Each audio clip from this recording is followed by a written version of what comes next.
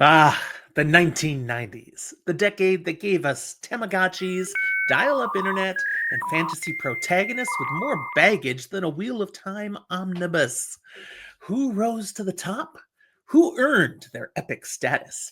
Let's dive into the most legendary fantasy characters to emerge each year throughout this roller coaster of a decade.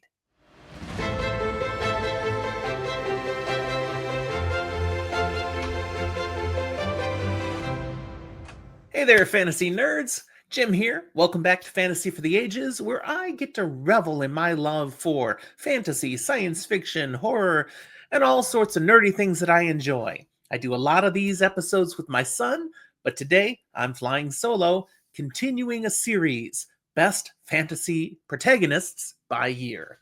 If you're new here, welcome. We hope you enjoy what you see today. If you're old here, we hope you enjoy what you see today. And if you do, any of you, be sure to give us a like and subscribe to the channel if you haven't done so yet. Take the time to look at all the things we have here, including our numerous episodes early on in this series because we started in the 1950s. But today, we're diving deep into the 90s. The 1990s. Back when flannel was king, magic was brooding, and dragons were either metaphors or literal world ending threats. As always, these here are my picks. The characters I believe were the most compelling, iconic, or just plain unforgettable from each year of the decade. Agree with me? Fantastic. You are definitely right. Disagree? You might also be right.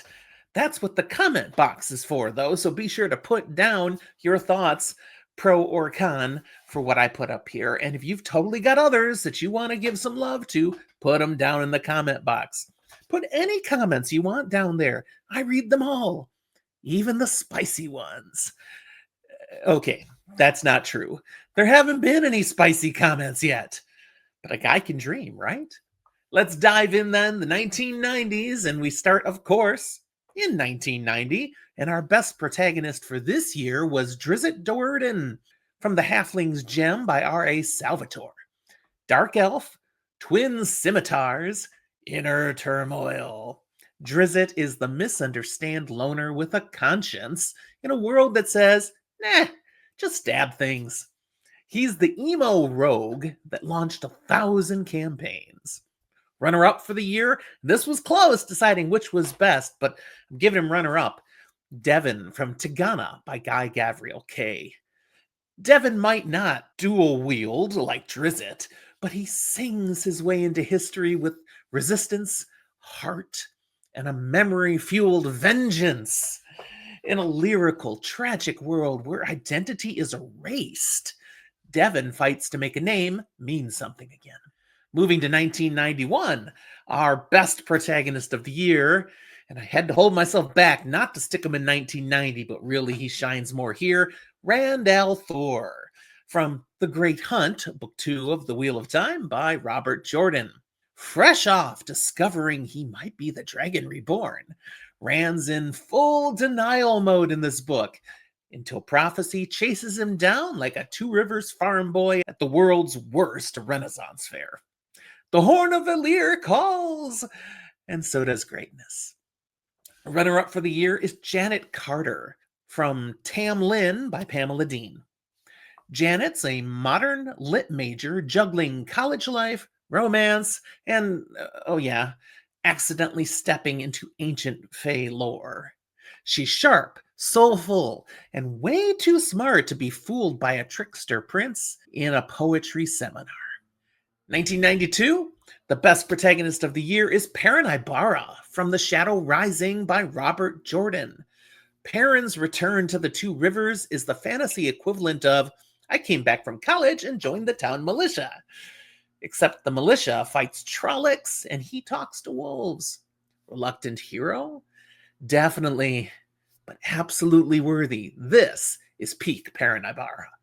Runner-up for the year is Dane from Wild Magic by Tamara Pierce. Animal Whisperer? Check. Surrogate Wolf Daughter? Also check. Dane blends vulnerability, magic, and wild heart into a coming of age tale that's still stealing hearts decades later. Moving to 1993, our best protagonist of the year is Matt Cawthon, featured in The Fires of Heaven, Book 5 of The Wheel of Time by Robert Jordan. Matt starts off dodging destiny and ends up with ancient military memories, a foxhead medallion, and enough snark to fill a White Tower. He's the reluctant rogue turned legend, and his rise is one of the best arcs in the Wheel of Time. He's definitely my favorite character. Runner up for the year is Caterly Bonaduce from The Chaos Curse by R.A. Salvatore. Caterly is like if Gandalf spent more time journaling. A monk scholar who grows into a spiritual powerhouse, he offers a rare mix of introspection and radiant faith. Let's go to 1994, where the best protagonist of the year falls to Richard Cypher from Wizard's First Rule by Terry Goodkind, first book of the Sword of Truth series. From humble woods guide to seeker of truth, Richard stabs injustice in the face with a sword that feeds on fury. Subtle? No. Epic? Absolutely. Runner up for the year goes to Vaniel Ashkavron from Magic's Price by Mercedes Lackey. Vaniel is the tragic LGBTQ plus fantasy icon we did not deserve to ever get, but many so desperately wanted. His strength lies not just in the magic, but in surviving heartbreak and prejudice with soul-scorching grace. For 1995, the best of the year is Fitzchivalry Farseer from Assassin's Apprentice by Robin Hobb. This is where Fitz is introduced, the original sad boy of fantasy. Royal bastard, secret assassin, and a walking pile of trauma. His bond with animals and endless self-sacrifice make him the melancholic gold standard for character-driven fantasy. It's what Robin Hobb is most known for now. Runner-up for the year is Sabriel, from Sabriel by Garth Nix, the first of the Eb Horson series. Armed with bells and guts, Sabriel ventures into death itself to rescue her father and kick spectral butt. This is one of the early favorites of my son in his reading journeys. Sabriel is grim, gutsy, and a necromancer with a heart. Heading to 1996, our best is a tragic character, Ned Stark, from A Game of Thrones by George R.R. Martin, the first book of A Song of Ice and Fire. This is the man who taught us that honor is fatal and decapitation is always an option. Ned's moral compass never wavers, even when his head does. Harsh? Sorry, it's what came to mind. Runner-up for the year is Corbett Lynn, from Winter Rose by Patricia A. McKillop. Corbett is mystery incarnate, a cursed heir navigating love, memory, and woods that whisper in riddles. He's more atmosphere than action, but what a haunting atmosphere it is. Turning to 1997, our best protagonist of the year is Lyra Balakwa from The Golden Compass by Philip Pullman. Also known as Lyra Silvertongue, she lies like a pro, fights for lost souls, and makes philosophy feel like an action sport. She's the YA heroine who flips Fate the Bird. Yeah, I don't do that on this channel. And she does it with a demon sidekick, of course. What fun. Runner-up for the year, and some of you were like, seriously? You put this in second place? Yes, I did. Harry Potter, from Harry Potter and the Philosopher's Stone by J.K. Rowling. Harry begins his journey from cupboard to chosen one here in this year.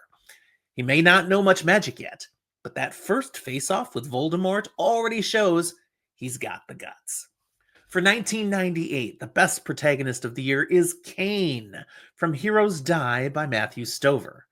Part assassin, part celebrity actor, Kane slices his way through moral gray zones and societal collapse with bloody brilliance. If you like your heroes brutal, philosophical, and in crisis, he's definitely your guy. Runner up for the year is Daenerys Targaryen from A Clash of Kings by George R. Martin. Dany's transformation from pawn to queen in the making is a masterclass in long term storytelling.